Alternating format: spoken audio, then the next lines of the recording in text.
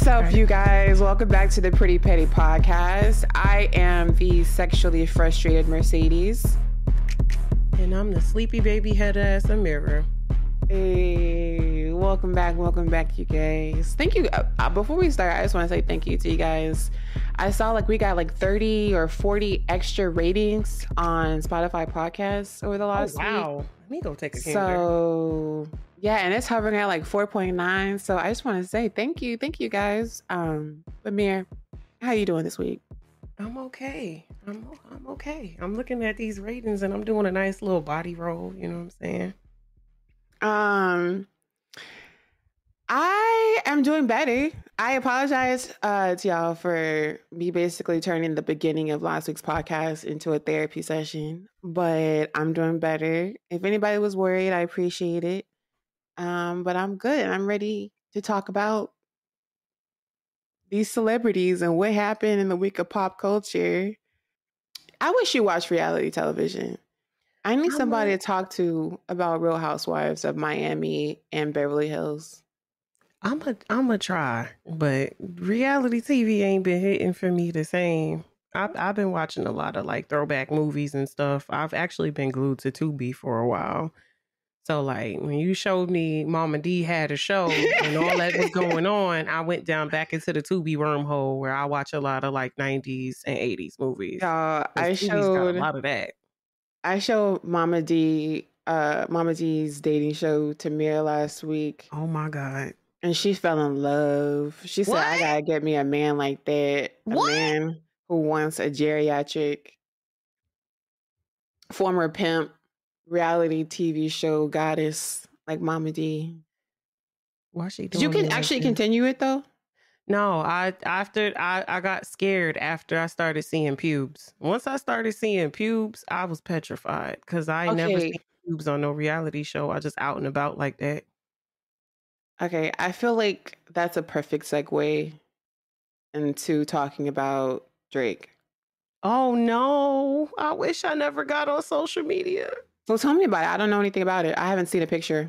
It's a video. So it's a video?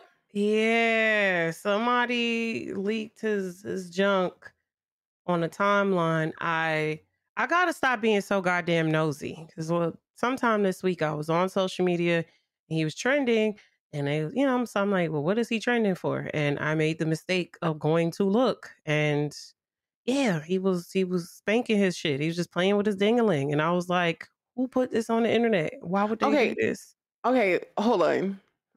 As someone who hasn't seen the video, I need to know how long the video is, not his dick. How long the video was. Was this a video that he prepared for himself to look at later? Or was this something he was sending to another person? It looks like something he might have sent to somebody. As far as how long the video is, I don't know, because the moment I saw it, I immediately kept scrolling. I didn't watch the whole thing. I just seen him just playing with his Peter Whacker, and I immediately kept scrolling. I was like, oh no, I did not sign up for this. The way I'm actually trying to Google... It looked like something he might have been sending to somebody. It's like a my cock is hard, look at my cock kind of thing. People. He was saying that? No. I'm just saying, how guys are like, oh, look at my cock, whatever. He probably was trying to get intimate with somebody. And either was it? I don't know. What did it look like? Was it respectable? It was all right. They talking about it long this and pulling up all his old verses about him referencing his dick, and I don't know. It's not really. Oh, hold on, I see a screenshot. Oh wow. Yeah, I'm about to say you could be the judge. I ain't watching the video, but I see the screenshot and it looks a little skinny. Maybe it's because it's been such a long time. Maybe it's because it's been such a long time I've seen a penis, but yeah, it looks a little skinny. It's on the skinny side. But when I say they was talking, but the wildest thing to me was that the group of people I saw talking about his dick the most was straight men. Oh, absolutely. Nobody is more obsessed. Nobody's more obsessed with men's penis than other men, regardless of orientation. They talked about that man dingling for days. I was like, bro. They was like, yeah, light skins, we up. Look at that, wee. Da-da-da. They was going crazy. Like, I've seen some diabolical shit this week regarding that man's penis. You know what that reminds me of? Of like, have you ever, and I feel like this only happens to the Black community. What? Have you ever seen like a couple get like their ultrasound done and the man is like, look at my son's penis. It's already so big. Attaboy. Like, is that not the fucking weirdest shit ever? I've seen that, and I think that is weird.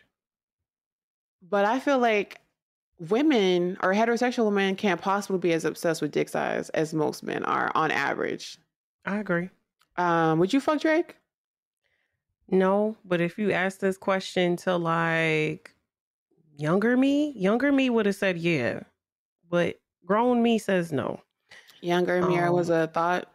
Not even about a thought. I thought he was cute when I was younger. I liked him. I did too. I listened to his music. You know, I liked him. I still listen to his music sometimes, but I do feel like over the years, his behavior and his music is kind of incel-y to me now. I can't describe it. It's like kind of like incel leaning. Like he gives me scorned, I hate women energy. I don't know.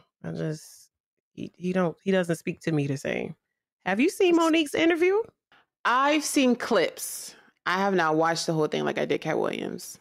I watched the whole thing, all 2 hours and 55 minutes of that shit. Run it down. I sat there, so she pretty much discussed her career. She cleared up a lot of things, a lot of misconceptions and rumors and things over the years. She even got in depth about like her relationship with her husband, how many years she'd known him and how close they were before they made the decision to get married, and got in depth about like how much she cares about him and what he really means to her. She discussed mistreatment at the hands of like Tyler Perry, Oprah, even I think she went in depth about like how Kevin Hart supported her and then kind of just left her out to dry when the rumors and things were going around about her being difficult to work with or quote unquote unprofessional and different things they made up because apparently Tyler Perry made all of that shit up and she recorded him and got him to admit that he made that shit up. I heard about that, yeah. And she had Shannon Sharp listen to it. And even Shannon Sharp pissed me off a little bit because when she came out and said that she recorded him, his knee-jerk reaction was to say, well, why did you record that man? And she's like, it's legal in the state that I live in to record people. But I'm like, why would that be your first thought when especially like, people lie, people. And then especially, well, I guess it's like, he would never understand what it's like to be like a Black woman and what it's like for people to lie on you and throw you under the bus professionally, personally. But I'm pretty sure he's had people lie on him in his life. Like they couldn't get their way. She said no to something because she didn't want to work for free. And he made up a rumor that she was difficult to work with. He made that stuff up about her and she got him to admit it. She got him recorded admitting that he made the shit up. And when it was brought up in an interview, Shannon Sharp's first knee-jerk reaction, why would you record that man, Mo? And it's like, what do you mean, why would you record that man? I feel like we should give Shannon Sharp a little grace for the simple fact that he seems to be a man who's very unfamiliar with Black women. Oh. I feel like he's only seen us on television and his own mother, perhaps, in his life. He gives very much red pill energy for me. He has Black kids, so he ain't unfamiliar with fucking them. Before he got super rich and famous, yes, he had a Black baby mama. Oh yeah, or a wife. That's they was trying to say like, oh, there's a rumor going around and he doesn't fuck with Black women. But I'm like, is that before or after wealth? Because that changes with these men, so that's a factor too. But like, I don't know, his sex like ain't my business. But you don't disregard the fact that when these niggas get money, like, that's how they behave. So, did you see her apology? Whose? Monique. When she apologized to who? So Monique was on stage because she's going on tour with Cat Williams.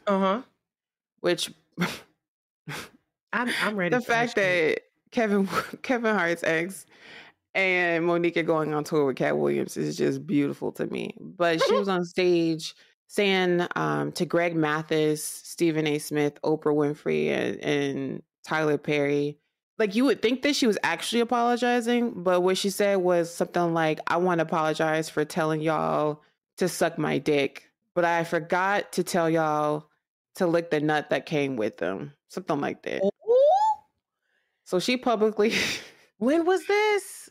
like it was 17 hours ago around that No, time. because apparently Stephen A. Smith was talking shit too. I didn't watch the video, but just looking at his comments, they was tearing that man up in his comments. Cause they was like, didn't you just call somebody out for mistreating you professionally very recently? And it was very like wow, like he was like, you're a bitch. I'm like, I've never heard Stephen A. Smith talk like that. He calling the man all type of bitches and bitch this and bitch that. And I'm like, damn. And they was like, she handled it more professionally and classy This than you dude, ever I had to could. Google him. They was dragging him. Cause I'm like, how could you have something to say for somebody speaking up about their professional mistreatment when you literally just put somebody on blast recently for the same thing, but except with a whole lot more cussing? You calling niggas all type of bitches, and I was like, oh, the ESPN niggas is talking like this? Wow. I Googled Stephen A. Smith wife, and it showed me exactly what I thought I was going to see. Damn. There's definitely a correlation. I don't care what nobody say. So the next one, did you watch the Grammys? I watched 2 performances and 2 acceptance speeches around there. Okay. I have cable. Ain't nobody watching the Grammys. I listen, I'm not assuming you'll be watching the Housewives and stuff like this. So I'm not going to assume. That's culture. I didn't I didn't watch the Grammys either. I was just doing research on like who won what, because you get the news and the feed and stuff like that. And Victoria Monet walked away with 3 Grammys, and I'm so very happy for her. As someone who's been listening to her for some years now, I'm very happy to see that, she's getting her things. She's getting her just dues. I saw somebody make a post saying, y'all don't know who Victoria Monet is? She was Ariana Grande from 2015 to 2021 or something like that. And I cackled, but I'm late on the Victoria Monet bandwagon. I'll be honest. I didn't know who she was until, that song came out that everybody was singing. Which one? On My Mama? Yeah. On My Mama. Oh, that's so new. Yeah. God, yeah. I'm kind of bad about finding new artists to me. I have a tendency to recycle the same music over and over again once I find something I like. But what did you think at the Grammys?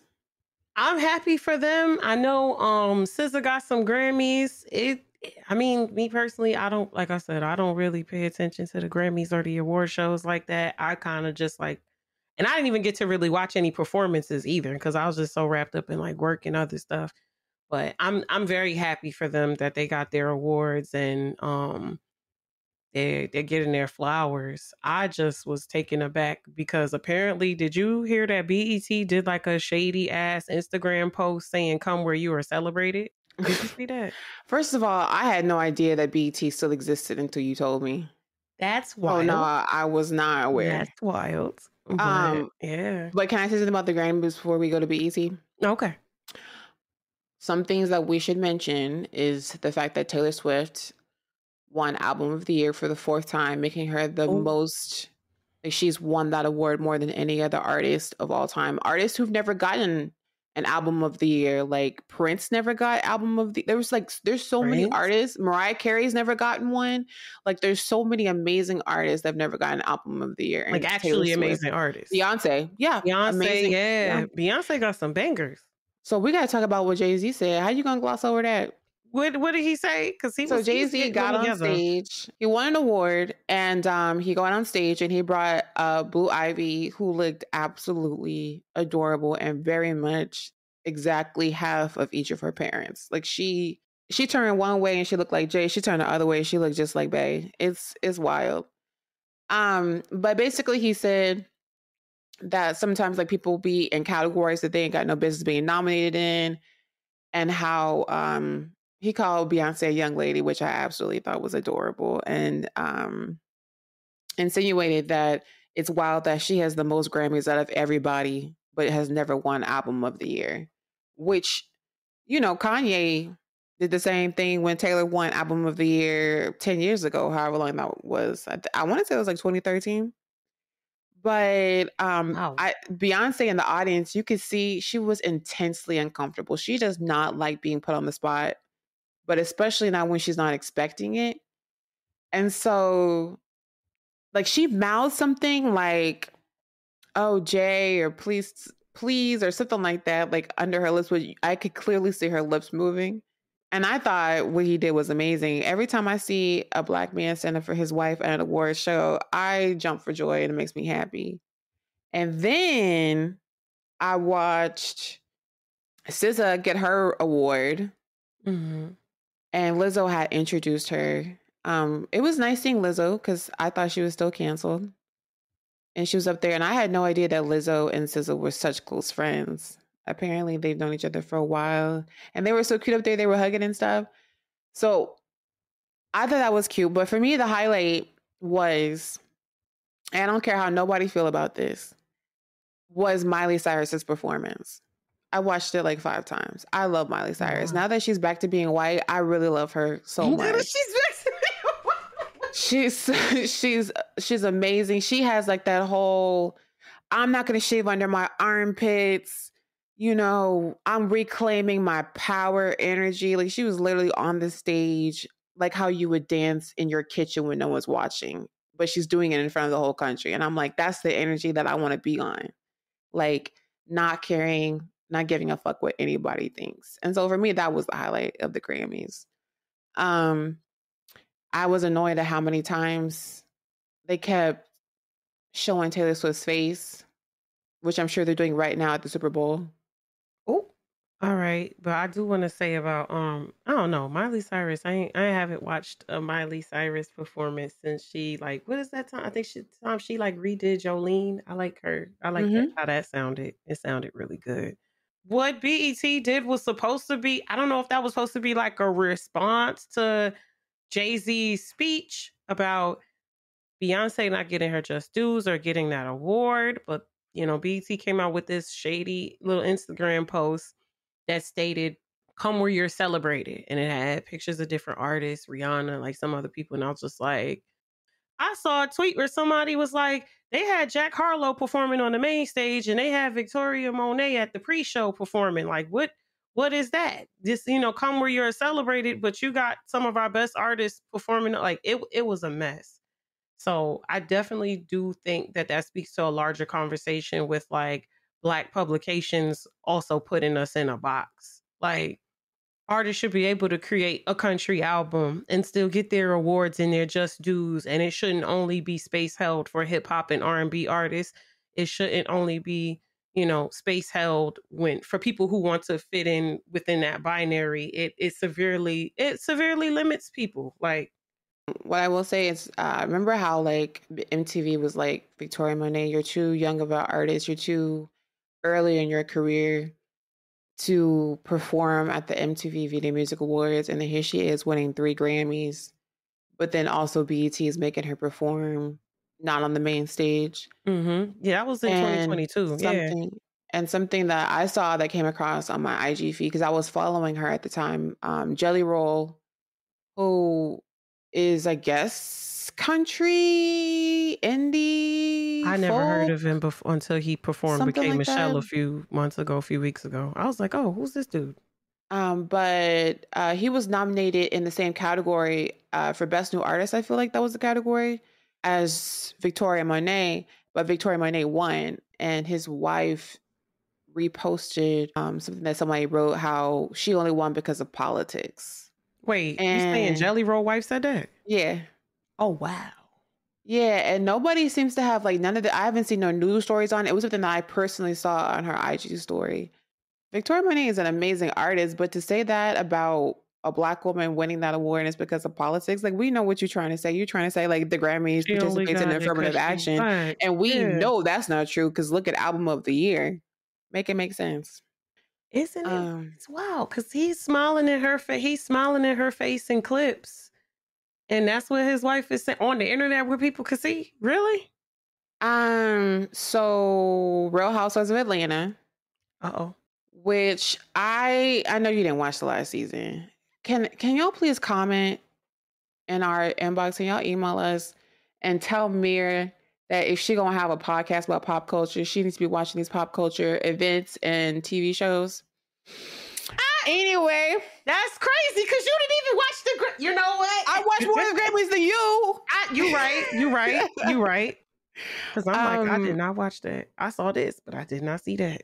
But I watched the last season of Real Housewives of Atlanta, and it was terrible. Not as bad as Potomac is this year, but it was pretty bad. It's just like negative energy. Like Marlo, I don't know if you know who that is, but Marlo, who came in with Nene, who's supposed to be Nene's friend, she just radiates toxic energy. But anyway, so they're, I guess, about to film because they've been on hiatus for a while for Real Housewives of Atlanta. And Kandi Burruss, she was on the Grammy carpet and they asked her about whether or not she was going to be returning. And she said that she decided not to come back this year, that she's been on it for 14 seasons. Jesus. And she basically said that they had us on hiatus for too long and now she got too much stuff to do. So she ain't worried about Real Housewives of Atlanta no more. Which I kind of saw this coming because anybody who watched the last season will know, like she would come to events. You know how like they be having them made up events where like they're sitting down, they're all having dinner together at this clearly sponsored restaurant and the camera crew is set up and all this stuff. Like she would come to the dinners like an hour late and she would be the first one to leave. Like she was there for her check. They announced that Portia and Kenya are returning to Real Housewives of Atlanta. Like that's messy. And to that I say, thank God. I love me some Portia Williams. She is my favorite Atlanta housewife. Who's your favorite Atlanta housewife? It probably would have to be Portia too. And if it's not Portia, it's Nene. I like Nene crazy. No, your face. Wait, what is your face? I like Nene. I hate Nene. Like Nene. She's a mess. If she came back to whenever her last season and I was watching it, I had to fast forward through any scene that was just her. I can't stand her. Why you can't stand her? She be having me dying. I just think she's evil. She's negative and she's never fun. At least when Kenya is negative, she's fun sometimes. Nene is never fun. She just attacks, low balls. I mean, hits below the belt. And also like she's a straight up clinical narcissist. Damn. She can do whatever she wants to other people, but anytime anybody does something to her, it's a betrayal and they're a fake friend and how she should have never trusted them and blah, blah, blah, blah, blah. Like, come on, bro. I do not like Nene. But I'm here for it. Keep Portia, keep Kenya, get rid of Marlo, get rid of Sheree. Did she watch and Sheree? Don't bring back Phaedra. So one of the topics from the last season was, hold up, let me look up this website and see if it's currently, because the problem was it kept going offline. Yeah, shit. And they had receipts. One of the housewives, one of the new ones, was saying how she has the stuff, she gets the stuff from Shein. What? And she marks it up like 300% on her website. So I'm scrolling on SheBySheree.com and she has her Who Gon Check Me Boo Black History Month collection. My nigga. My nigga. Why would you? Oh, and it's in Jamaican colors. Hold up. I gotta see what's in the. I gotta see. Wait. Okay. Because I feel like she's been talking about She by Sheree since I first hit puberty. How many seasons has that show been going on? Summer. She been talking about She by Sheree since I hit puberty. I know she had to have at least launched it and everything by now. Everything I see on this website looks like something that you could make in like Microsoft clip art, like some kind of program like that. Make me look it is giving very much like, you know how you can go to like Amazon and you could be like, oh, customize a mug, and you just type in the words and they give you like the default font. That's what this website is giving me. Oh. And the fact that she is charging $162 for a hoodie that just says she's a star. Oh no. Oh, I'm sorry. I'm sorry. Those are the pants. The hoodie is sold separately. Oh my God, the jogger is $150. Oh wow. But yeah, Sheree adds nothing to the show for me. Good riddance. But I will be watching as long as Nene doesn't come back. But while we're talking about Real Housewives, we can talk about Kenya. What's Because up again? did you ever see the show when she got married to that guy Mark Daly? No. So Kenya, throughout the years, everybody knows like her story about how much she wanted to be a mother and how much she wanted to be a wife, much like a lot of women. She settled and she married this dude named Mark, and he dogged her out on the show. Like, he would interrupt her mid sentence. If they were sitting somewhere, he would correct her as if she was a child. Like, that was a main topic of that season. And I remember Nene was on that show, and she would always comment on how, as if Mark is in the room, then Kenya turns into like a puppy. Like, she was utterly submissive to this man, and he was a narcissist. So they got divorced. I just see bits and pieces of that. I was very confused because why the fuck are you allowing that? But here's the thing that I don't get. In the latest season, she was basically saying how she was toying with the idea and was gonna actively pursue having another child with this man. But she went on the Breakfast Club a few days ago to say that their daughter that they have together, this man has not seen their daughter since last March. Hello? So here's a question I have for you. Because I know a lot of women really have that maternal instinct. They really want to be a mom no matter what. They don't care if they do it by themselves. What do you think about like that mentality of knowingly having a child with a man that you know will never be in that child's life? I'm not interested in it. I love children. I love kids. But part of the reason why I still don't have any is because it's like I'm not willing to raise a baby alone. And a lot of men in our today's society seem like they want to just kind of like nut and run. These niggas just want to nut and run. Like, it's not even hit and run. It's literally nut and run. Like, these niggas have like mini harems, 3, 4, 5, 6 baby mothers plus. They take no part in the children's lives. I don't remember what parody movie. I think it was one of the Wayans parody movies. You ever seen that movie where old boy was like, "I'm here to pick up my son," and that nigga picked his son up, put him back on the floor? That's what this is really what these niggas do. Don't be a menace to society while drinking your juice in the hood. That one? I think so. He was like, "I'm here to pick up my son," and he picked up his son and put him back down. That is what these niggas do in real life. Like, I've literally watched niggas, Father of the Year, and all he do is take pictures of his kid with his kids and put them on Facebook and go right out the door.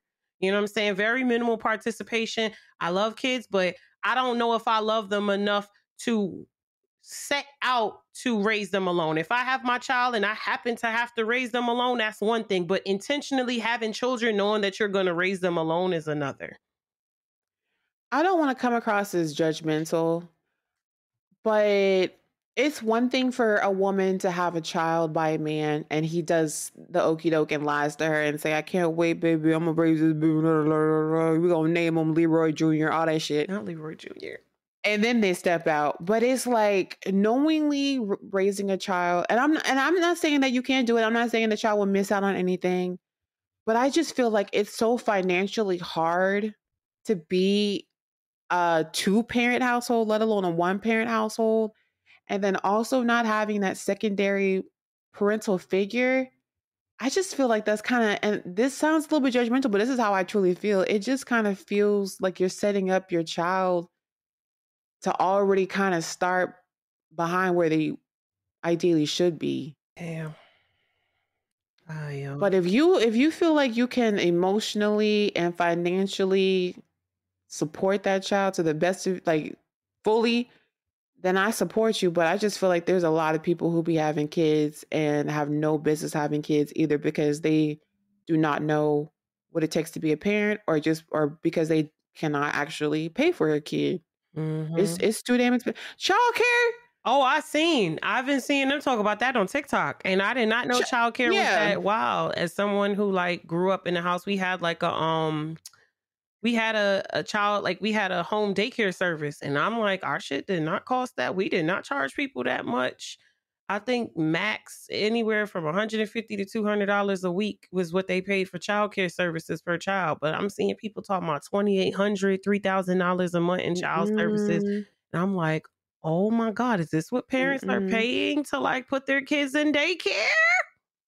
Like, imagine having a home and then having a job, and then 60% of your paycheck is going to childcare, Oh and the my rest of your check is going God. to your home. It's like, it's just a hamster wheel. Like, it's disgusting and it's unfair. And that's the reality that so many parents are dealing with right now. Like, how much it costs to raise a child and how much we're making now is not what our parents had to Mm-hmm. pay for childcare and how much they was making. Because even in I was LA. looking at a TikTok and they was talking about how to qualify for a home, like even like 10 years ago, it was much easier. Like, let's say the average house was like $250,000. The person would only have to make like 40 grand a year at that point to qualify for that mortgage. And now they're saying like the average house is something like $350,000, and how the average person now to qualify for that home has to be making like $125,000 a year Jesus Christ. because of mortgage rates and all that other stuff. And it's just, it's prohibitively expensive to fucking breathe. Mm-hmm. I'm gonna start charging niggas to use my toilet. It's too much. Literally. I've been seeing Um, jokes about them charging for air, but with the way our economy is moving, that's not that far off. Speaking of happier things that I want to change the subject to, Beyonce, my queen. You know she came out with a hair care line this week. I And saw. she's teasing it. I How do saw. you pronounce this? Sacred? Sacred. I Secret? think it's sacred. Sacred? Oh my God. I'm like, secret. Yeah, he was getting real intimate with Um, it. I think it's just sacred. I might be wrong though. I signed up for the mailing list. Do you trust Beyonce with your hair? I don't see why not. Like, would you cop a product? I would get the product. I would try it. How much you think her stuff is going to be? I hope it's not too expensive, because if it's too expensive, I'm not buying it. I will say that I've been seeing a lot of conversation revolving around their marketing, and I do think the marketing is good, that they're marketing to different demographics of people in different hair types. So that kind of, I feel a little bit more, I actually do want to try it because of that, because I'm kind of curious, like, how is this going to work in my 4C hair? We should do a test on the podcast. I like that. Like that could, yeah. Like we both get like maybe 2 products because we both broke. Assuming I'm Beyonce, please don't make these products more than $40 each. I feel like if it's more than that, I'll 35. disqualify it. Yeah, I feel like 35 for shampoo and 35 for like $70 total. I hope she comes out with a cute little starter kit for $50. I would like that or less. If it launches and we can afford it, I really want to try it. I really want to try it. Speaking of Black queens, Kim Kardashian and Odell Beckham Jr. are reportedly about to go public with their 1-year relationship. Wait, what? She been sneak dicking with old boy? So I saw a video of them.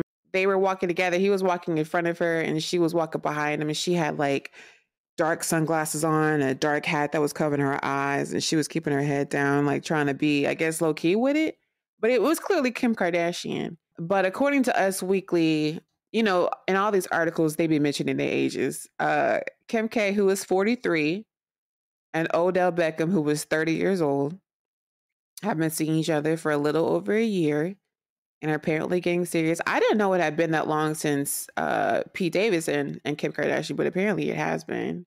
But I thought that Odell had been with Khloe, because I remember like back in 2016, Khloe Kardashian, yeah, and there was pictures of them together, and I remember that being a thing, which would not surprise me because they have recycled black dick before. I was about to say, they be recycling that cock. Mm-hmm. Oh my. I understand, you know what I'm saying, celebrity social circles ain't but so big, but like, I could find somebody else, bruh. I'm just trying to imagine myself as a 43-year-old woman dating a 30-year-old man. Like, what do we talk about? What do we do? Are we going to the arcade? Isn't that the age where they say, like, I feel like as women get up in age, don't they actually lean more towards like men younger than them? Because the men they age can't handle their increasing sex drive. As women get older, their sex drive increases and men their ages decrease. So they start to mess with men that are like younger than them. But here's my thing. She has had some very public, terrible breakups between Kanye, between Pete, like all of them have been terrible. Chris Humphries, remember him? Isn't she married to him for like 15 minutes? For that commercial break marriage, absolutely. Yeah, commercial break marriage. Yeah.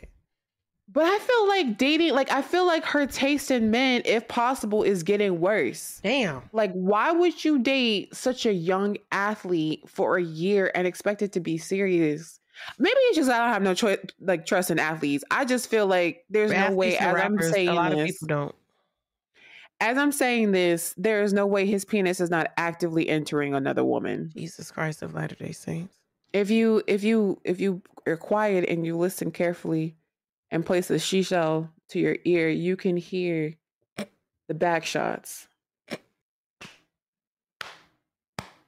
It's a little slow.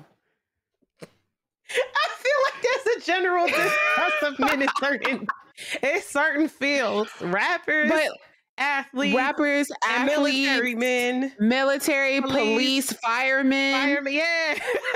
All them.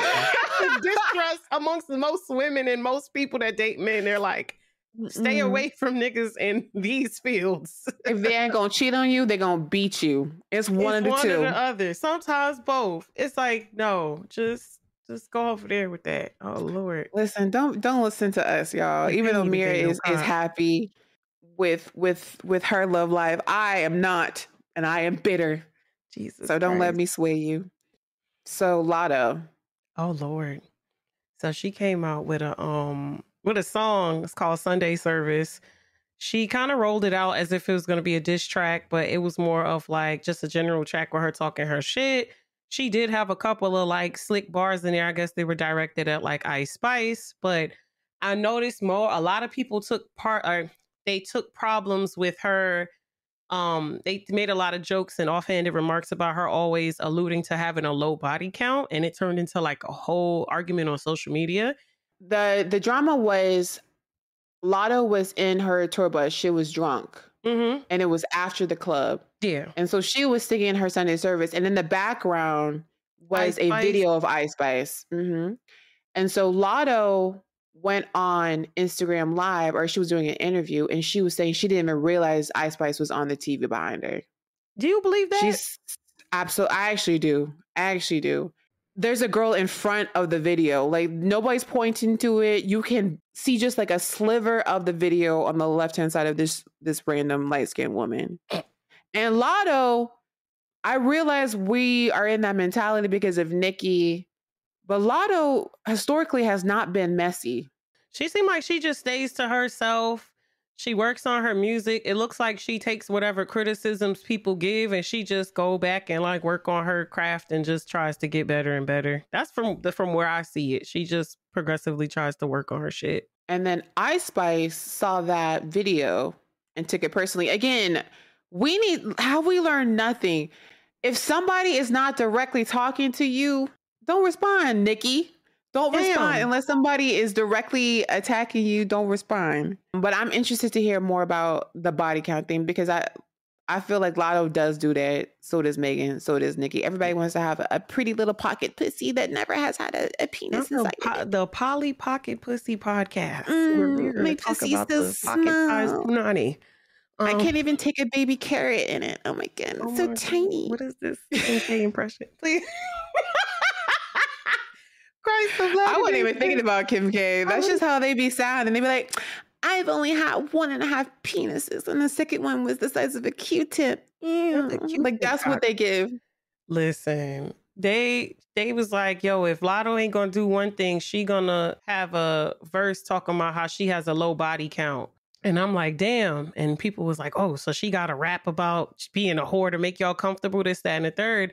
And I feel like it speaks to like a deeper discussion about how women and like slut shaming. Yeah, slut shaming and how women are obsessed with not wanting to be called a whore and how it translates to the real world. Because they was like, oh, well, if she doesn't want to rap about being a whore, da da da, and like these people, and I'm like, well, shit. Megan got on an interview years ago and said she would fuck an ex even if he had a girl. That's wild. And but you know what that comes from, right? The obsession with not wanting to be called a whore. I'm not gonna add more bodies to my body count. So I'm gonna go back and fuck that man that I know we didn't have a good relationship. I'm gonna go back and fuck that man even though he has a girl. I'm gonna go fuck a married man. I'm gonna continue to fuck men that beat on me and fuck men that mistreat me and fuck men that don't take care of business because I don't want to add to my body count. A lot of women in our real life day to day are obsessed with not being called a whore, not wanting to be seen as such, not wanting to add to their body count. So they endure a lot of abuse and a lot of mid-sex because they are too scared to move on and have someone call them a whore. And I think for celebrities, it's even more it's even more illuminated. Like the amount of times I've heard celebrities get called whore, when you think about it, in a 10-year span, they've probably only dated like 3 men publicly. They'll get called a whore. And they do pick and choose who they want to call whores, though. Yeah. Because I don't know if it was Taylor Swift. It was one of them that dated a lot of men. And it was like, we've never heard anybody call her a whore, though. But they do care. Like they talk about Kim Kardashian like a dog and what she does with her vagina. They talk about Lori Harvey like a dog and what she does with her vagina. Lori Harvey don't even talk to nobody. She don't even know how. If she was to speak right now, I wouldn't be able to make the distinction. I don't even know how that woman sounds. And they call her a whore every other business day. I'm like, yo. I follow her on TikTok. I know what she sounds like. You know her voice? She just sounds like, she grew up as a rich black girl. Like Hillary Banks. Because that's what she is. Yeah. Be saying she just mind her business. Do you care about your own personal body count? No. When I was younger, that's some shit I cared about.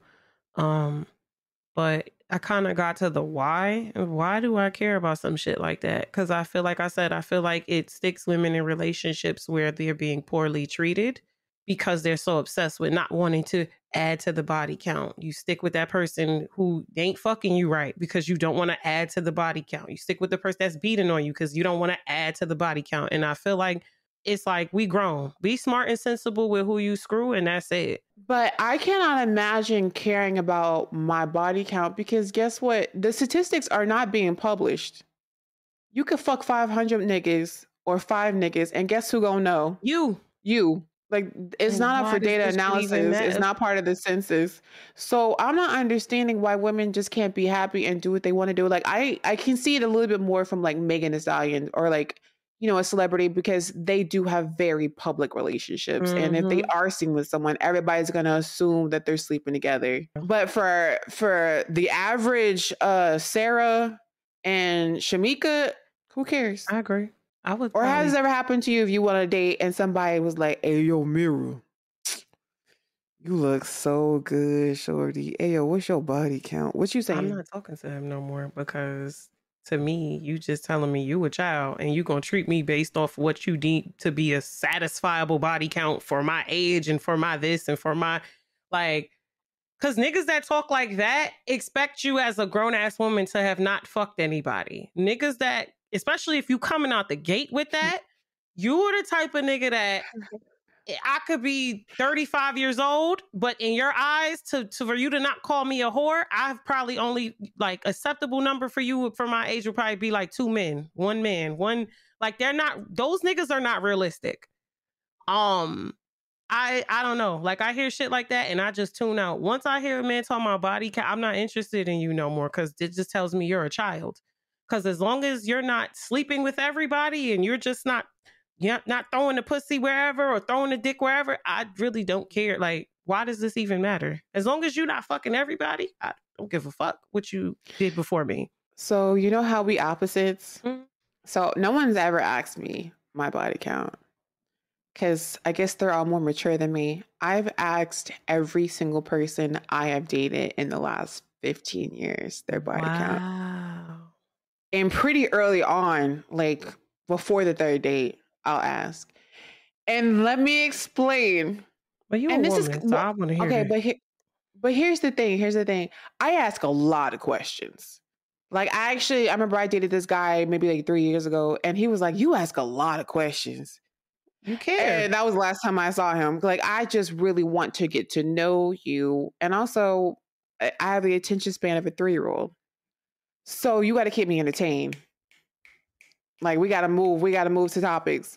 And so I remember the last guy I dated, I was like, our second date, maybe. I was like, what's your body count? And he was like, what? He's like, what does that matter?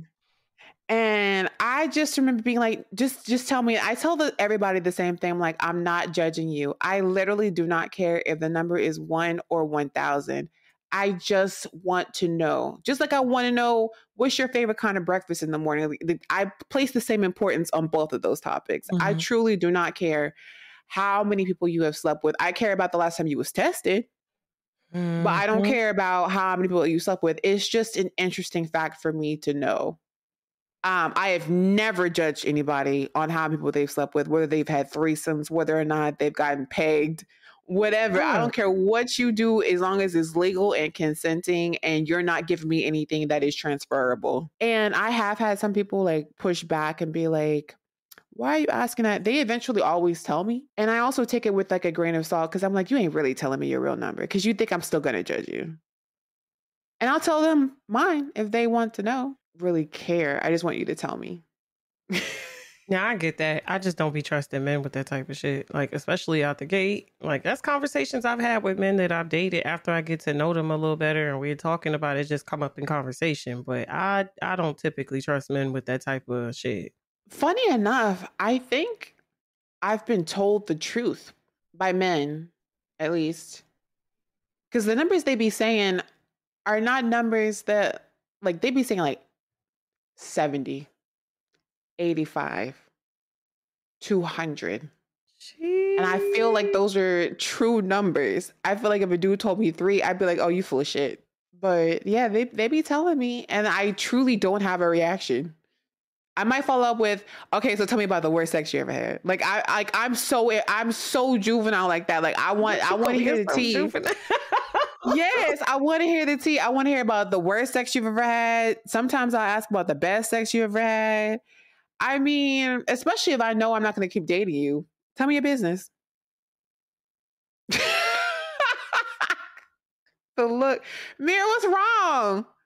What's Especially wrong? if I know I'm not going to keep dating you. It's crazy. See, here's the problem. I be getting into trouble a lot because I be telling my business indiscriminately. I don't have that self-preservation thing that a lot of people have, where they're like, "Oh, I'm not going to tell my chat my body count. I'm not going to like tell my social business. I don't care. Like I'm a total like open book with like 99% of my life." And that includes, oversharing on dates and also asking for you to overshare a little bit. And also, men are fucking boring. Asking me my favorite color and shit. Like, nigga, why? Oh, yo. You know what you just reminded me of when I was younger? I think I was like 19, 20, and it was like guys would try to talk to me and try to get to know me. And I used to get so bored because they would ask those questions or they would go straight from what's your favorite color to what's your favorite position. Like, I don't even know if I want to fuck you yet. Why are you asking me about this stuff? I don't know you like that. They'll go straight from like, what's your favorite color to like, how do I turn you on? Huh? I did a podcast way back in 2019. And it was me and 2 other guys on the podcast. And I remember they were asking me about what I look for in a man and how I can tell a man it might work out for me. And I'll be like, it's 100% the kind of questions he asked me. If he asked me my favorite color, if he asked me what kind of club I want to go to, those type of questions, then I already know that you have like a 22-year-old mentality and you're not ready for a grown woman. But if you ask me like where I see myself in 5 years, if you ask me places that I would like to travel, if you ask me about social, political issues, like things like that, then I can take you seriously. But a lot of dudes do be, hey, yo, what drink you be getting at the club? What you be drinking, Henny? Like, like, surface bro. level bullshit. Yes. Can I ask you this? What's the worst date you've ever been on? The worst date I ever been on. Because I can totally go first while you're thinking. Because I did put you on the spot. Without divulging too much information to me, we went out. It was nice, and he left me to pay the bill, and that was it. That was my worst date. Hold up, where y'all went? What kind of restaurant? It was this nice little restaurant bar somewhere in Brooklyn. Wait. Yeah, I told you this story already. I told you this story already. That's why I'm like, you know what I'm talking about. That's what I was like, without but go ahead and tell them what you would like to tell them. Oh yeah, but I mean, it was a cool date. It was cool until that point. I was okay until that point because I'm like, because I'm a firm believer in don't ask me on no date, and I'm the same way with like friendships. Don't invite me someplace and then like leave me to like foot the bill in the sense. It depends. Like if we go out to eat and you know I pay my own shit, cool. But don't ask me on no date and you gonna leave me to pay. That's my biggest like. Wait, no. Tell them how he left you to pay though. How you knew you was paying. That's what I want to know. When the bill came and he started bullshitting. And I think taking a bathroom break. He kept bouncing to the bathroom. I was like, this motherfucker. Let me pay this shit and get the fuck back to my Airbnb. And I told my homies, and they was just clowning. And me and my partner now, we wasn't on speaking terms really. And before I could tell him, they fucking told him. So like I went to tell him what happened and he already knew. I'm like, why would they tell you the shit before I could tell you the shit? Honestly, this could be our topic for the week right now. Cause we could talk about dating and like ask like who asks who picks up the bill. We could talk about all that right now, but let me tell you about the worst date. And it actually was a 3-day date. Oh. Listeners at home, go ahead and grab your cognac, your kale juice, whatever you would like to imbibe, because you about to love this. So 1 year ago, the last guy I went on a date with, you should always be mindful of the mental state that you're in, because what you are, the energy that you put out is what you'll attract. So 1 year ago, I was talking to you about it at that point. Like I had like a breakdown. I'm not gonna give you too much of my business. In the future, I'll probably give y'all more information, but it was the hardest time of my life pretty much a year ago. And so I got on Tinder. I needed a distraction. So a week after this breakdown, I matched up with this dude. We'll call him Reggie. And we met up at this cute spot in Houston that has like a bunch of different shops and stores. And there's like lots of things to do. And it's beautiful. We met up and he was good looking. He was like 6'3", you know. He was like picking up the check because we was eating at different places and stuff. I really liked him and he thought I was the most beautiful woman in the entire world. He thought I was so funny. Like he would often say stuff like, I've never met anybody like you. Like I would never be bored with you. I'm like, that's that ADHD. And we really liked each other. So our first date, dead ass Mira, we went out and let's say we met up at like noon. Our date did not end till 8 p.m. The next day, we met up again, another 9-10 hour date. The next day, we met up again, another 9-10 hour date. There was no intimacy. It never went anything further than a hug and kiss. That's it. And we had spent a combined like 24 hours together in 3 days. Wild shit. And I remember texting my friend being like, I think I found the one. This gonna be my husband. All my life I had to fight. I'm gonna get it. He was visiting from out of town because he was only in Houston because he was about to relocate. And he was looking for an apartment because he was planning on moving in the next 2 months. So he, on the 4th day, he had to fly back to where he was. He was staying in Arizona. And so we said our goodbyes or whatever. And I'm like, oh, I can't wait to see you because he was planning on coming back in 2 weeks to start like moving his stuff over. What happened? He got on the airplane and he texted me. And I was sleeping because he had a morning flight. He texted me. I want to say it was like around 9, 10 a.m. when I saw his text. And it's just like, you ever get a text from somebody and it's like, you got to scroll down and you're like, oh, fuck. It's been years. I hate those kind of texts. Usually good. If it's something personal and serious, you need to call me. Don't text me. Yeah. And if it's some bullshit, you need to text me. Don't call me. So he texts me and he proceeds to tell me how much he likes me and how he thinks we could be the everything, the forever. And he's like, there's some things I need to tell you first. Keep in mind, this nigga had been with me for 24 hours total for 3 days. Plenty of time to talk to me and tell me stuff. Because, you know, I ask invasive questions. He said to me that he wanted to let me know that he's having trouble finding an apartment in Houston because he broke his last lease. Because he quickly moved out because he had just divorced a woman who was 20 years older than him. He told me that he doesn't have a driver's license and that he's afraid of cars and that he gets around on a tricycle. He tells me that he has a small micro penis and that he understands if that's important to me because that's important to a lot of women. And he said that I will never get deep penetration with him and that that's something that I should know. And then he tells me that he has like a decrepit credit score. He's not able to open credit cards or have a bank account. Oh. In a text. That is definitely something he could have told y'all during the And then he went in airplane mode. So I couldn't even respond to this nigga for 4 hours and him see it.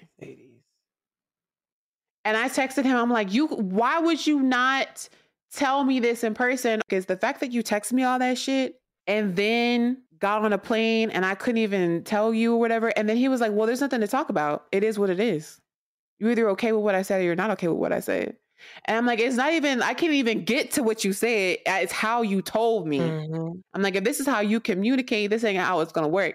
So here's the thing. I knew we were never going to be anything. And I was almost like 100% sure that I was never going to see this person again. But I just wanted somebody to talk to, somebody to text and flirt with. So we kept texting. And one night, my neighbor got her house broken into. And I remember calling him just to have like some reassurance. Y'all, don't judge me, bro. Don't judge me, bro. What happened? He didn't even fucking answer. Oh, no. And so he texted me at like 4 hours later, like around midnight, and he was like, what's up? I'm like, oh, this is not how this is going to go. He was like, I was at a bar. I was at a hookah lounge. I'm like, if I call you, I need you to call me back. If you're pursuing me, I need you to communicate with me. So I was like, this is a boundary for me, having poor communication skills. Like, this is the way I need to be communicated to. So I blocked him. And then this nigga proceeded to hit me up on Instagram, Twitter, eBay. Fucking me, eBay. Fucking 23andMe. He contacted me on every goddamn platform a nigga can contact somebody. I've definitely experienced that before. Yeah, that's the last dude who courted Ever me. have a nigga contact you from 5 different Facebook pages? I haven't had that, no. I don't wish that shit on nobody. You got that bomb pussy. I don't know that lifestyle. That's crazy. I don't wish that shit on nobody. Like, nigga, another one? Block. Why are men so creepy? I don't know. And the more that you're mean to them, like the meaner I was to this dude, and the more they fight for you. Men only want what they can't have or what's hard to get. Mm-hmm. And that is factual. I can't even say, oh, some men. No, that is almost every single man. A lot of them act they like want to plunder and discover and whatever else. They feel like they got you. It's like, hey. Which goes back into body count. If they feel like anybody can have you, they don't want you. But back to like paying for dates. Yeah. And 50-50 and stuff. What do you think about that? Like, does it matter who asks? Does it matter gender? You know what? And it just also reminded me back to the date. Another reason why I know I had to pay was because the place was about to close and he still was playing around. The place was about to close. Date the music got lower. You know, when they ready to kick you the fuck out, they cut the music, or they turn the lights on, they start playing Toto by Africa or some shit like that. Wait, what did he say when you paid it? He didn't say nothing. He said nothing. He didn't say thank you. He didn't say no. He didn't stop my me. I'm used to bad. men stopping me. I'm used to men being like, "What the fuck are you doing?" Some men get offended. Like, what are you doing? He didn't stop me or nothing. Like, he just is like, I want that energy. I want you to be offended if I reach for my purse, because I'm reaching to my purse to get my lipstick. I'm not paying. like, yeah. So he kept playing around, going to the bathroom. I'm like, the whole place is clearing out. They're turning the lights on. What are you doing? I'm like, yeah, he's playing. I'm not about to be the last person in here. I think we was still the last people in here, because I was like, now I want to see how long this nigga's gonna. I'm like, oh, he really. I was like, yeah, no, I'm good. But as far as couples and like paying, I feel like whoever asks should pay. Like, if I ask you on a date, it should be expected that I'm paying. Mm-hmm. If a man asks me on a date, he should be the one paying. I don't understand these weird ass conversations that I see online about like, oh, 50-50. No, nigga, you asked me on a date. You know what gives me a super dry vagina? What? Is a man who won't take initiative in playing shit. Yeah. Yeah. I like when niggas are just like, yo, come on, we going here. Come on, let's do this, you know? Tell me. Be ready by 6. Here's the thing. I am naturally submissive. Once I know that you know what you're doing. Otherwise, I'm the alpha. I've been the alpha in every relationship I've ever had. And I desperately want to be submissive to somebody who knows what the fuck is going on. So my dream one day is to have somebody be like, listen, I'm going to be outside your house, 7 p.m., dress nice. I'm going to take you out. And I don't have to worry about parking. I don't have to worry about the restaurant and reservations. I don't have to worry about none of that. That for me, when I think about what I want, is somebody who will take responsibility off my shoulders. That is paramount to me now. And I won't settle for nothing else. Like, I don't care how funny you are. I don't care how much money you make. I mean, now wait a minute. This ain't that part of that. I mean, it's not as important to me, like your dick size, how good you are in bed, whatever. Like, if you're like, babe, what can I do for you today to get it off your plate?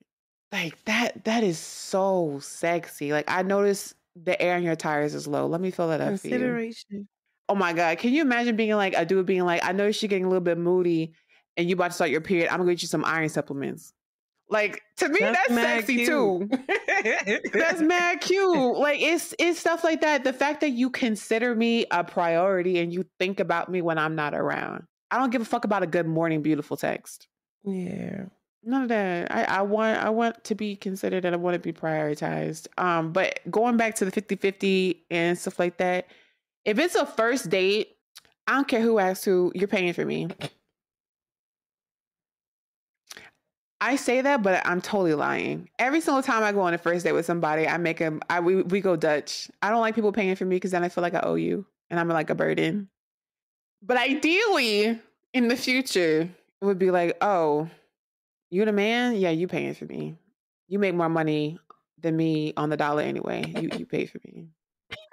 I need you to show me that you're a provider. Why is it so frowned upon, especially in the Black community, for a woman to say, I'm looking for a provider? Why is every other race of women allowed to consider a man's income in the process of getting to know each other and whether or not you want to be with somebody, but Black women were not? I think Black women are supposed to be everybody's fucking mammies and we deserve less. And that's why I give it to the women every day who wake up and don't give a fuck about that. They date whoever they want to date, whether they Black or they not. They don't subscribe to the stupid bullshit that our own communities try to put on us. And I'm proud of all of these women for noticing that and like deviating away from that. What's the criteria now that Black women are allowed to use when we're assessing a partner? Because we're not allowed to use dick size as criteria. We're not allowed to use income as criteria. We're not allowed to use education as criteria. So what are we allowed to base our esteem on a man other than vibes? Vibes is Like, what crazy. are we allowed to judge a man on? Vibes is crazy. Like,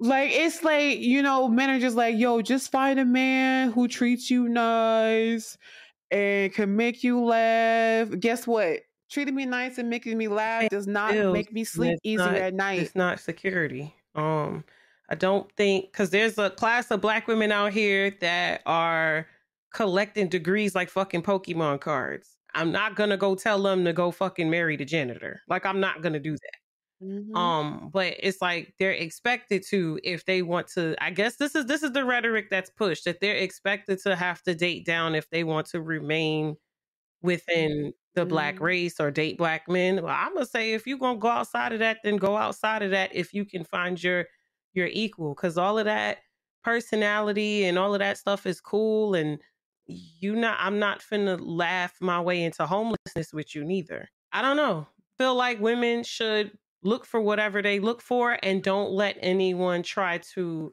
demean them for whatever standards they set for the men that they seek. Don't let people try to demean you for whatever okay, these are my requirements. He has to have a degree, or he has to have this, or he has to. If you have those requirements, you stick to those requirements. But just know, you might have to date interracially. You might. It depends. You may find somebody that's equally yoked. Because I think that's where it becomes a fixation on trying to find all of these boxes, but still try to like date Black. You may not end up dating Black. You may have to deviate and like go try new things. I will say we do have a culture now where Black women do have to date usually beneath them. And it's not just monetarily they're dating beneath them and educationally. It's also like I see so many beautiful Black women with these fucking roaches as they man and they boyfriend. This is what I wish for Black women. First of all, date interracially. Please. Please do so. I understand you want your Black king and stuff like that. But until you find your Black king, you know, see what Trevor up to. Trevor. Go, go talk to the Vietnamese guy that you always be seeing when That you be pick up your smiling at takeout. you and Like, giving you extra know, food and all these little. I just thought yes, about that because dating guess what? A coach. lot They of the really be time, liking you, and you just be ignoring them, or you don't know the social cues to know that they like you.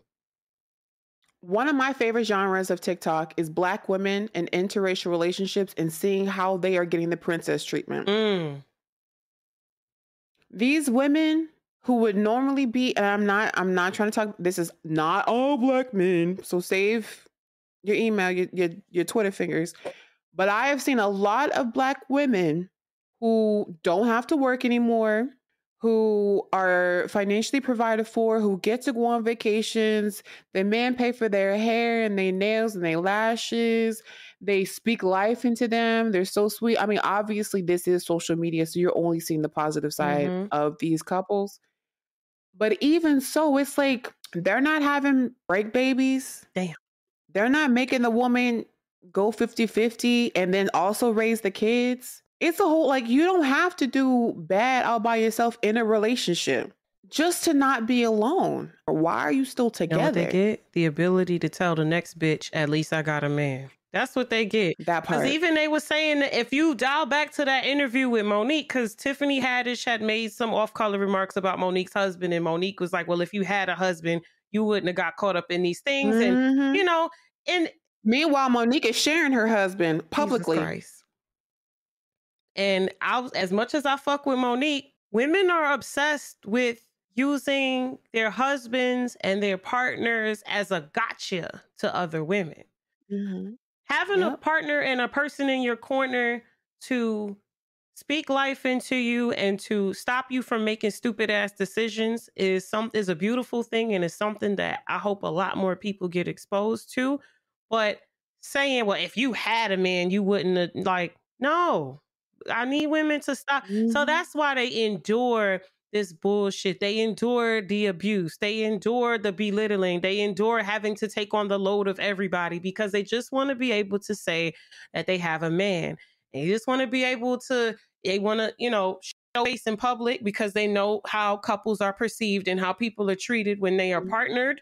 And they be wanting to use it as a gotcha. Well, at least I have a man. Well, it's like, No, I would rather I be would by rather be myself than single to be forever. abused like that, Yeah. you know? Some people ain't ready to hear the truth, y'all, but the truth is, it's better to be alone than And be to with be somebody who makes mistreated. you feel like you're alone. All right, y'all. So we're going to take a quick break and then we're going to be back with your listener letters and questions.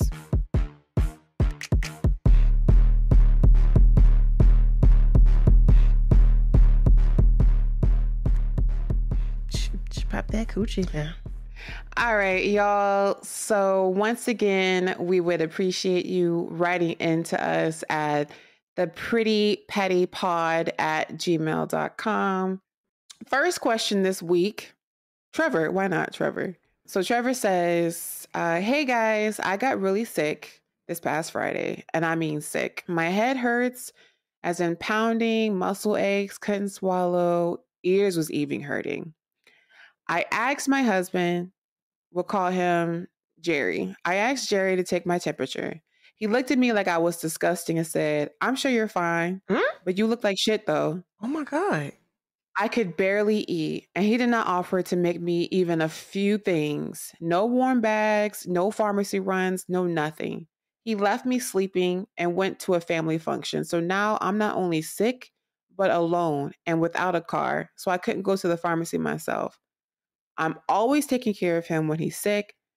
I don't know if I'm asking for too much, but I don't know how to bring this up.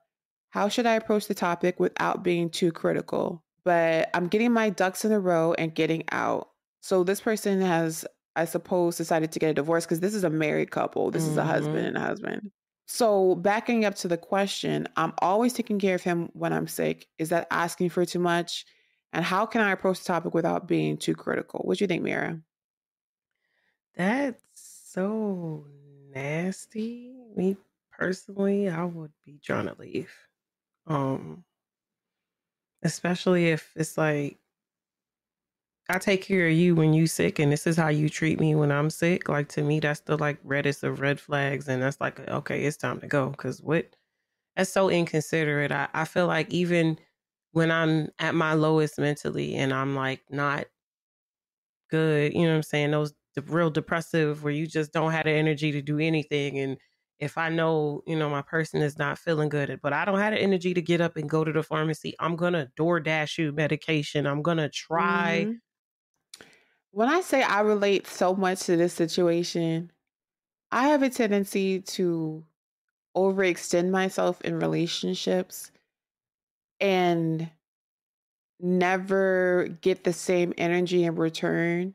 What I would say is, I mean, good on you for recognizing the fact that like you are in an unequal partnership. This person, it's like, I don't want to say it, but it's almost like this person does not love you. I'm glad that you leaving. Because it seems like maybe some things were going bad before this, and you was just like, this is the last straw. You ain't even going to put a thermometer in my butthole. Okay. All right. Go ahead and move on. But best of luck to you, Trevor, and your ain't shit future ex-husband. All right. You ready for this next one? Uh-oh. What you got? Okay. This next one also is a man, Anthony. Anthony says, my girlfriend and I have very different views on gender roles. For example, money isn't important to me in the sense that it doesn't matter to me if she makes more than me, which is the case in my relationship. I think in heterosexual relationships, either partner can pop the question, either partner can get the flowers, either partner can pay for dinner, make the other feel special, etc. I see it as more of a partnership rather than the dynamic we most associate with couples from the 50s. Whenever we talk about marriage, I let it be known that she can propose too, even though I know I'll probably beat her to it. Mira, I also let it be known that sometimes I want flowers as well. I like flowers. I love buying her flowers, but I'd like to receive some too. But each and every time we have these types of discussions, all I get in return is, men these days are so sassy. I'm trying to get through this. I find it ironic that she calls me sassy and that she doesn't think the woman should get the man flowers. but is at the same time trying to convince me to try pegging, which requires a complete 180 on gender roles. I genuinely don't understand. You won't do something as simple as get me flowers because that's not a woman's job, but you're willing to fuck me? I was about to say the It same shit. doesn't it doesn't make any sense to me. How do I make her see the flaw in her reasoning? Signed, Trevor. Well, Mira, what do you want to say to Trevor? I agree with him. Like, how you trying to bust my cheeks, but I can't get flowers? You know what I'm saying? Like, if a nigga want flowers, he could get some flowers. You giving me flowers, I give you flowers. I'm still on the fence about the proposing thing. I will always be on the fence about the proposing thing. Can you Shout out to the imagine? women that propose, more power to you, but I just don't think I can do it. And there are some men out there that definitely are like worth being proposed to, but I just, like what? Nigga, if you don't, I don't like this whole new trend of calling men sassy. That to me is just, y'all just replacing slurs at this point. That's just another way to replace a slur. Every time I hear That was really rude. sassy, zesty, huh? That was really rude of her. Yes, calling a man sassy because he want flowers is crazy. Sassy, zesty, it's a lot of new little terms or terms that are coming back into the lexicon because coming back to people's lexicons because of, you know what I'm saying, they don't want to use slurs or they don't want to be outright homophobic. But like you being homophobic, why are you calling him sassy? Because he wants some flowers. If the nigga want to be proposed to, he want to be proposed to. Personally, I don't think I'll ever propose to a man, but more power to the women that do, especially the pregnant ones. You lit, because I'm not doing that.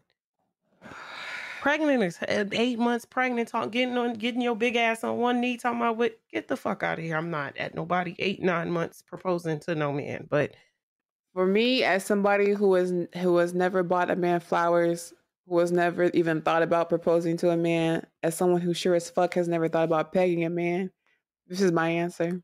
But I don't consider getting fucked in the ass to be a feminine thing. I think in the ass, you a gangster. That shit hurt, bro. That shit hurt, nigga. I would rather peg a nigga than buy him flowers, to be honest. So I'm on her side. I would rather peg a nigga than propose to him as well. I don't, if it were me, like if she were me, and it sounds like she is me, and you brought up, well, you won't buy me flowers, but you want to fuck me in the ass, I'd be like, nigga, what the fuck are you talking about? That has nothing to do with anything. This is about sex. This is about us getting off. It's gonna feel so much better for you. That's what I've heard. It's gonna feel so much better for you than just regular sex. Like I'm trying to expand your world. Yeah, I heard. How about instead of flowers, I bring you home a protein shake? How about that? Or how about I bring you home a bonsai plant? I'm not buying a nigga flowers. I'm not buying a nigga flowers. I don't care if that puts me as part of the problem. I'm not buying a nigga flowers. And that should be the title of the episode. I'm not buying a nigga flowers. Like, I'm not. Triggering the fuck out of you, right? I can buy you a stuffed animal. I can buy you dinner. I can buy you a new watch. I can buy you a new pair of shoes. But for some reason, flowers is so innately just for me in a relationship with a man. I'm not buying you. I'm not buying a nigga flowers. So I'm on your girlfriend's side, so I can't help you. Go with what Mira said. What did you say, Mira? I said I'm not proposing to no nigga. No. What did you tell? What's his advice? I said I don't really care about a nigga wanting flowers. I was just like, you know. But what should he do? How can he make her see the flaw in her reasoning? Because you seem to agree with him. I would just ask her why. Like, what's her real reasoning for not wanting to? Yes, go from there. However you feel after that is however you feel after that. Like, I'd rather buy you a car than flowers. Oh. But I'm not buying no nigga flowers. So yeah, that's it for this week's listener feedback, advice, suggestions. Again, make sure you guys write to us if you have any advice. If you want to ask me or Mira any questions and get to know us a little bit better, that's also cool. But write to us at theprettypetty pettypod, P-O-D, at gmail.com, and we might read it on the air. So now it's time to go off. What you got this week, Mira? It ain't long, but Home Depot gonna kiss my ass. My water heater needed replacing. Okay, we get a new water heater. Cool. Supposed to be delivered to my house and put in my basement because that was what was paid for. Cool. The day comes, it gets delivered. They're going to tell my pops, oh, we're not delivering it to your basement. We're just delivering it to that big ass water heater. We just delivering it to the front door after they explicitly told them that the price they paid was for them to bring it all the way in the house. So Home Depot, you can kiss my ass. And they're going to get their money back. Mm-hmm. Sick of them hoes. I'm sick of companies lying to give people money. I got to tell you a story about how I finessed Lowe's into giving me a free refrigerator. Ooh. Oh. And a nice one, too. I got one of the ones that you knock and it lights up. Ooh. I didn't pay a single fucking dollar for that thing. Turn up. It's like... Love a good scam. It was like $1,900 pre-COVID, so I don't know how much it costs now. This week, I'm going to go off on a putrid, stinking, good-for-nothing, raggedy, mobtail having bitch. Oh. Who has single-handedly ruined every single day in my world for the last several weeks. It's to the point where I'm ready to fight you. This message goes to my gallbladder. You fucking evil ass bitch. If you don't stop attacking me and mine, I am still having issues with anything. And I just want my gallbladder to know I'm looking at you right now, bitch. Act right. Fly right. I ain't did nothing to you. Sure, I had, a couple of fried things back in the day. But let me have cereal now, ho. Like, I would really love to be able to eat something other than an apple and not die. So this week's go off goes to my gallbladder. I hope one day you are no longer in my body.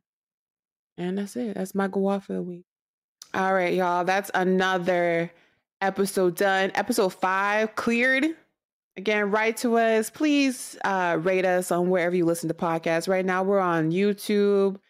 We're on Spotify, Apple Podcasts, all the places that you can find a good one. Share it with your friends and family. If you know somebody who likes raggedy, petty women, we're here for you. That's wild. You got anything you want to promote this week? Anything going on? If you want to check out some gaming content and you want to have some fun, come check me out at X Mirror Mirror. That's my name on all the socials. You can catch me on the YouTube or on the Twitch. On the YouTube. On the YouTube. And my name is Gasaites. I'm also a streamer. I stream on Twitch and YouTube on Wednesdays, Fridays, and Saturdays. I play mostly horror games. I am inappropriate, and my name is Gasaites with 3 R's on all of your social media platforms. It's been an amazing episode. I had a great time. And we hope to see you guys again next week. Bye. Here.